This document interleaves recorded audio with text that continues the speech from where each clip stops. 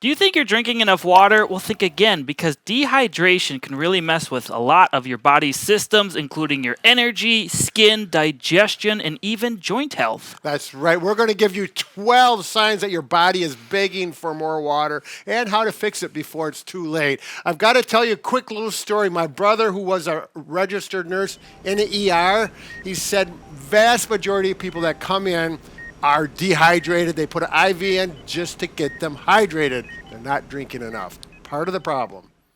Let's get some IVs then. Bob and Brad, the two most famous physical therapists on the internet. Hello, I'm Brad. I'm Mike, and behind the scenes we have Bob, and together we are the most famous physical therapy team on the internet. In our opinion, of course. And we are hydrated. We are, and if you're new to our channel, please like and subscribe. There you go. Even if you don't like and subscribe, do something, push a button. Anyways, let's go on. The first thing is very simple. Pretty common. Yeah, this is something you don't have to look up. Simply a dry mouth. Yes, if you have that sticky feeling in your mouth and you're just thirsty, obviously you probably dehydrated to some point, so just getting something to drink is obviously very beneficial. Yeah, common thing with that is if you're sleeping and you're snoring, you'll wake up with a dry mouth. You got to get up, drink some water. Not too much, though, because then you have to get up to go to the bathroom, So that's just a common scenario. Dry skin, number 2. So skin is your largest organ, so if you are not getting enough hydration, it can become dry. It can also lead to clogged pores, irritation, and breakouts because you don't produce as much sweat as normal when you are dehydrated.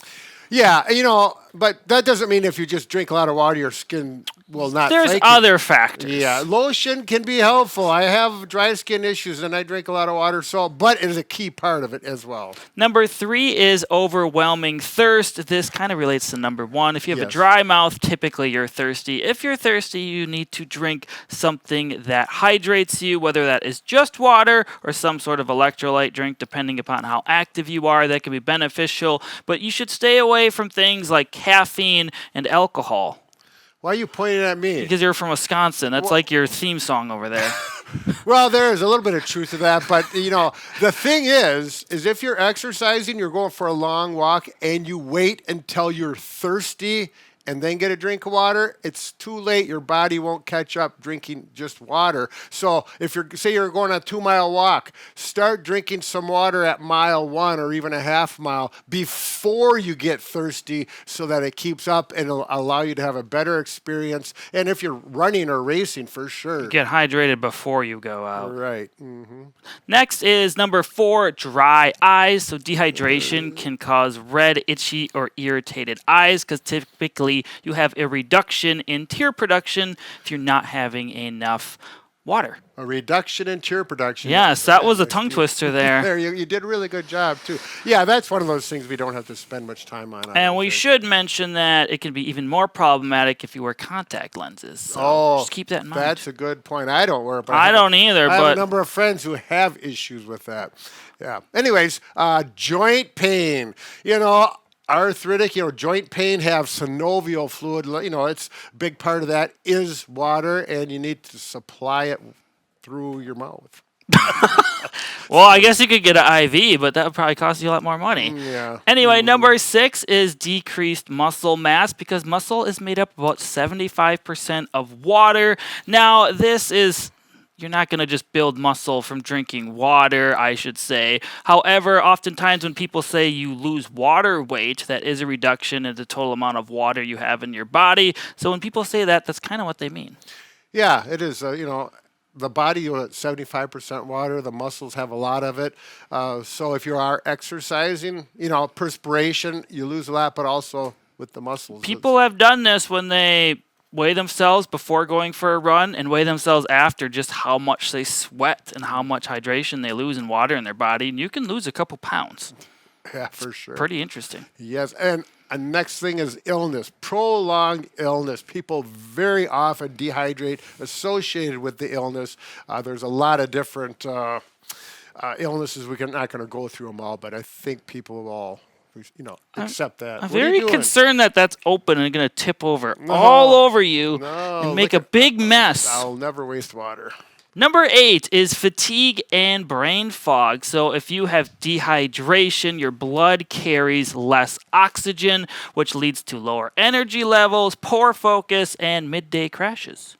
Yeah, that's one of those things I've experienced with a long run on a hot day related with early signs of heat stroke. Yeah, I was going to Yeah, say. I heat never stroke. had heat stroke, but the early signs of that, it's like, yeah, I got to stop running, get some water, get in the shade, and relax. Now, number 9 is maybe something not everyone thinks about is frequent hunger pangs. So you're being hungry more often. Sometimes you are just dehydrated. A good way to test this out is to drink a large glass of water and see how hungry you are afterwards. Some people just do that before they eat, so they eat less in general. That's right, fill up the stomach a little bit. I've heard that from people trying to lose weight as part of their program.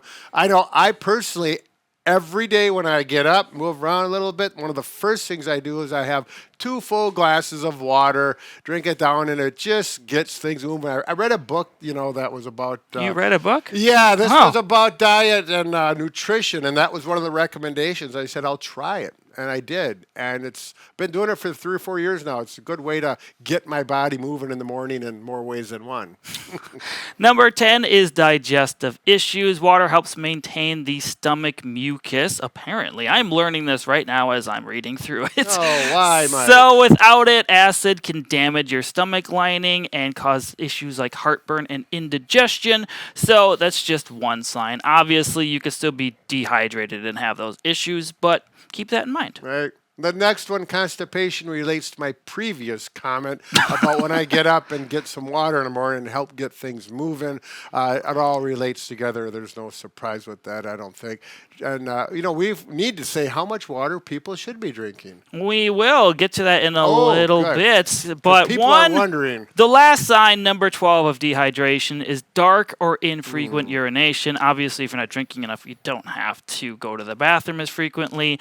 And if your urination is rather dark in color, so there's clear, there's yellow, there's almost brown tint. If you get really dark, you're probably dehydrated, Oh, yeah. or you're just getting too much electrolytes and not enough water in your diet. And there will be a stronger odor that you'll notice with the darker. Apparently, average is urinating 4 to 7 times per day. What if I go over that? That's just average. We're Right, overhydrating. right, exactly. Well, let's get on to the next one because this is one that is another thing we need to Address clear out. is Yeah. how much water should you drink every day? There you go. What What is is it? Well, this, according to this research, and I think we got to clarify it, this is an average if you're female, 11.5 cups or 2.7 liters. Of fluids per day. Yep, and male, 15.5 cups, 3.7. I'm thinking, it's got to be more related to body mass, how big you are, your activity level, temperature. There's so many different variables. So this is just one of those general. This is a general guideline, Yeah. and obviously this is total liquid consumption. This isn't just water, so electrolyte drinks, sports drinks. Coffee does have water, but it also dehydrates you with the caffeine, so keep that in mind, and so does alcohol. But you also get water intake from eating food, so 20% of your intake can come from food. So things like fruits and vegetables often contain water within them, and you are getting it that way as well. So you could get a glass full of water eating a watermelon. You could. That's very waterful, yes. That it is. So yeah, really they say 8 glasses of water. I've never kept track of mine, but I easily go through 2 or 3 of these a day, plus my 32 ounces of water that I drink in the morning. Then if I have coffee, I feel I'm pretty well hydrated. I would say just having some variety if you get sick of drinking plain water is a good option, like sparkling waters. There's many varieties of flavors. I often have a couple of those a day, or electrolyte drinks, or plain water here and there. But I would say keeping a variety makes me drink a lot more than just plain water. Yeah. Actually, I did a video. I did a lot of research on it. You should look it up, Bob and Brad YouTube, water drinking. You'll see it.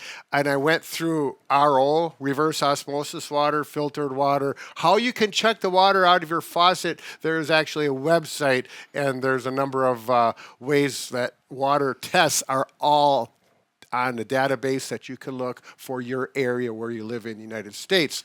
So, very good. Make sure you know what you're drinking. And, the plastic bottles, this is plastic, but it is supposedly does not have the BPA? the BPA.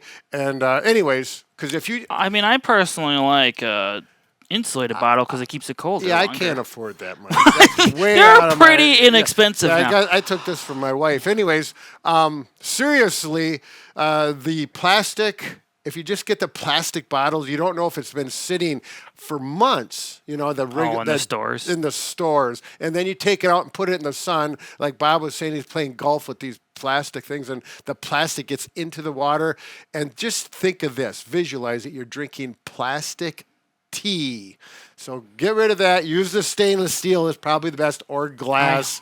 Or if you got plastic, make sure it's non. I know we're digressing, but they've been they've proof. They've tuned out already. They've They're been not finding listening. plastic in people's lungs and brains and body now. Yeah, it's kind of interesting. It is. Anyway, You don't we wanna do too digress much from research. dehydration. Yep.